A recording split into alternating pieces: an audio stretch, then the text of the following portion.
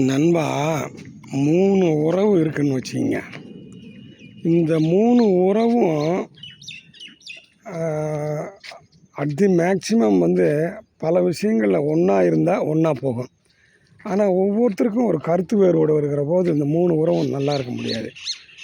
இப்போ முதல் உறவு இருக்குது, அந்த 2ஆம் உறவுக்கும் நல்ல அண்டர்ஸ்டாண்டிங், கருத்து வேறுபாடு வராது. ஆனால் அந்த 3ஆவது உறவு கொஞ்சம் சிக்கல். அது இவங்க சொல்கிறத ஏற்றுக்காத ஒரு உறவு 3ஆவது உறவு. அது கொஞ்சம் ஏதாவது சொன்னாக்கா அதை அனலைஸ் பண்ண ஆரம்பிக்கும். அது கொஞ்சம் படித்த உறவு. இது 2ம் படிக்காத உறவு. அதனால் 2 ஒத்து போயிடும்.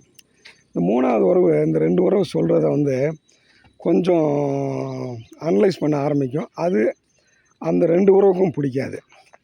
இப்போ அந்த 2ஆவது உறவு அது எப்பயுமே முதல் உறவை இன்ஃப்ளூயன்ஸ் பண்ணி இந்த 3ஆவது உறவை உள்ள இழுத்து போட பார்க்கும். இந்த 3ஆவது உறவு தான் படித்ததாச்சே, இதை ஆராய்ச்சி பண்ணிக்கிட்டு இருக்குமே, இது அதை உடனே ஒத்து போகாது, இது கோபம் வர்றது, இது யாரோடையும் ஒத்து போகாது அப்படின்னு அந்த 2ஆவது உறவு முதல் உறவுகிட்ட சொல்லிவிட்டு அவங்க ஒதுங்கிடுவாங்க. அந்த 2 உறவும் ஒதுங்கிடும், 1 2 ஒதுங்கிடும்.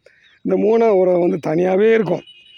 ஆனால் அது என்ன பண்ணணுன்னாக்கா, அந்த முதல் உறவு இந்த 3ஆவது உறவு கூட ஒரு ஒரு நல்லிணக்கமாக இருக்கணும் அப்படின்னு நினைக்கிங்க. அது இவ்வளவு சொந்தன்றதுனால. ஆனால் அந்த 2ஆவது உறவு தன்னுடைய நோக்கங்களையும் தன்னுடைய பிரச்சனைகளையும் இவனுக்கு நம்ம சொல்கிறத கேட்க மாட்டேங்கிறாங்கல்ல அவன் படித்தவன்ட்டு. அதனால் அந்த உறவை கட் பண்ணுன்ட்டு இந்த 1ஆவது உறவுக்கும் 3ஆவது உறவுக்கும் ஒட்டவே விட மாட்டானுங்க.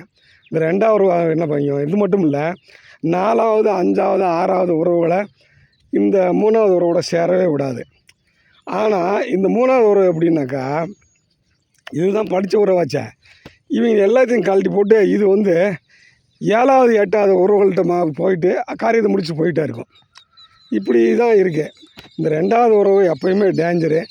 உங்கள்கிட்ட இருந்தால் கூட அதை நல்லா கண்டுபிடிச்சி அதுக்கிட்ட கொஞ்சம் விவரமாக இருங்க, அவ்வளோதான்.